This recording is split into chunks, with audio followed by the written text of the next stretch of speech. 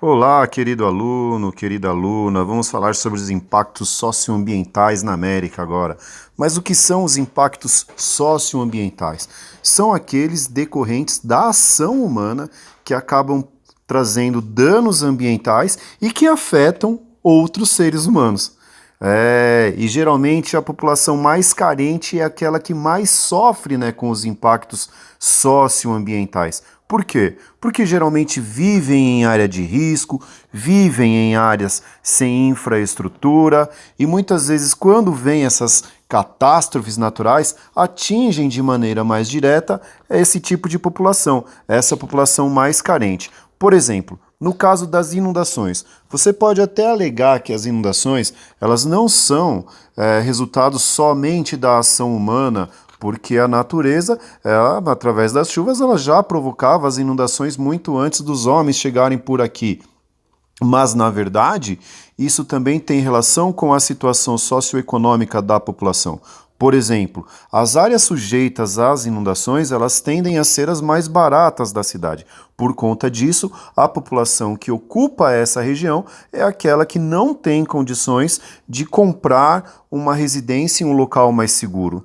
No caso dos furacões, né, o furacão também é um fenômeno natural, já acontecia, por exemplo, nos Estados Unidos muito antes de qualquer intervenção humana, de qualquer mudança climática. Mas, de verdade, também um fenômeno natural como o furacão atinge principalmente a população mais carente. Por quê? Por ela não ter dinheiro para comprar ou construir casas que resistam a esses fenômenos naturais. A mesma coisa, por exemplo, acontece com as erupções vulcânicas e os terremotos, por exemplo. A população mais pobre não tem condições de construir casas para se proteger dos terremotos, né? Casas que suportem grandes tremores de terra. Então, quando ocorre um terremoto, é a população mais carente que sofre essas consequências. No continente americano, é possível afirmar que grande parcela da população se encontra em áreas de menor desenvolvimento econômico. Se nós pensarmos na América Latina, né, do México para a América Central, aqui para os países da América do Sul, né, nós temos vários países, vários lugares em que a população vive numa situação precária, numa situação em que a qualidade de vida é insatisfatória. São lugares que apresentam baixo índice de desenvolvimento humano. E o Haiti, hein? Ah, coitado do Haiti.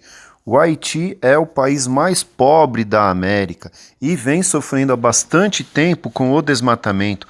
Esse desmatamento provoca a insuficiência do solo, desgaste do solo. Esse desgaste do solo compromete a produção agrícola, provoca o assoreamento dos rios e uma série de outros problemas ambientais. Mas o Haiti, meu Deus, o Haiti sofre demais, porque além desse desgaste do solo, desse desmatamento, ele sofre ainda com os fortes terremotos.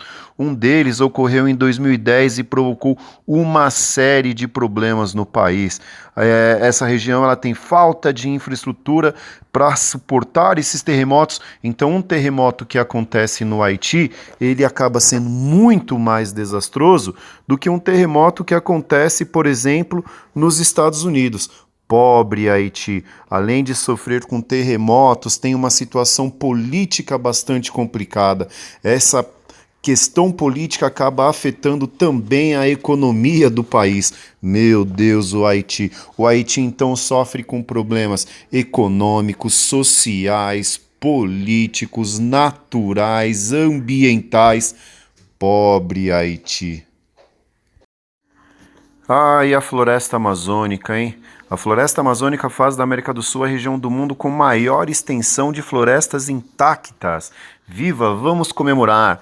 Sim, mas também temos que lamentar muito a questão do desmatamento que acontece na região. Esse desmatamento acaba sufocando as pessoas que vivem da floresta, as pessoas que praticam na floresta amazônica o desenvolvimento sustentável, isso é, aquela atividade econômica que gera riqueza para a pessoa e que não agride a floresta.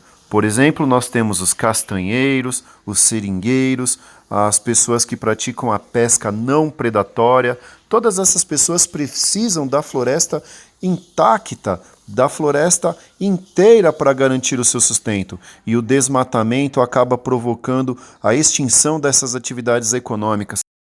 A gente pode imaginar que esses problemas socioambientais eles estão isolados, mas isso não é verdade.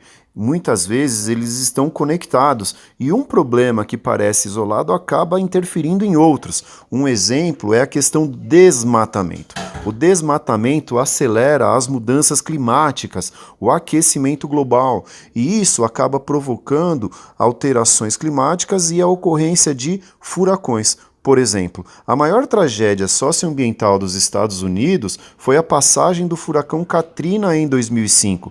As barragens se romperam e cidades como a de Nova Orleans viram a sua estrutura toda ser comprometida. Ah, e a poluição hídrica, hein? Que triste que ela é. A gente pode percebê-la nos mares, nos oceanos, por conta dos navios cargueiros que transportam carga, petróleo, e muitas vezes esses navios provocam acidentes, despejando resíduos químicos que chegam às praias, como nós vimos há pouco tempo aqui no Brasil, não é mesmo? E nos rios, hein? Que triste ver rios como o Rio Tietê, que são lindos, mas que estão absolutamente poluídos pela poluição química, pela poluição biológica, pela poluição física. O problema é que as autoridades elas não têm se preocupado em recuperar esses rios, em trazer novamente vida para esses rios, trazer mais lazer para a cidade, uma vez que esses rios poderiam contribuir com isso. Além disso, nós temos os terminais portuários, trazendo também uma série de problemas ambientais para a região. A preocupação de muitos cientistas e ativistas ambientais hoje está na exploração de petróleo nas costas. Nós temos, por exemplo, a exploração do petróleo nas plataformas marítimas aqui do pré-sal, e isso pode gerar impactos ambientais muito grandes. Além disso, nas grandes cidades, o clima urbano, o clima nos grandes centros urbanos tem ficado cada vez mais quente, as temperaturas estão se elevando através do chamado fenômeno das ilhas de calor. Além disso, nós temos a emissão de dióxido de carbono que provoca o agravamento do efeito estufa, que por sua vez provoca o aquecimento global, e tudo isso é um problema que nós poderíamos estar evitando se tivéssemos uma consciência ambiental, se tivéssemos pensado mais em desenvolvimento sustentável. Mas isso eu espero que a gente consiga melhorar nos próximos anos ou, de repente, nas próximas gerações. Certo? Ah, parece que nós terminamos esse capítulo, hein? Pelo menos a parte teórica dele. Agora nós vamos completá-lo com os exercícios. Você vai fazer a questão invertida, que está na página 108, e as atividades do final do capítulo, que estão nas páginas 109, 110 e 111. São os exercícios do 1 ao 7. Bom divertimento a todos. Galera, já que vocês estão confinados, usa aí as aulas, as tarefas para a gente passar o tempo. Beleza? Abraço e espero vê-los em breve.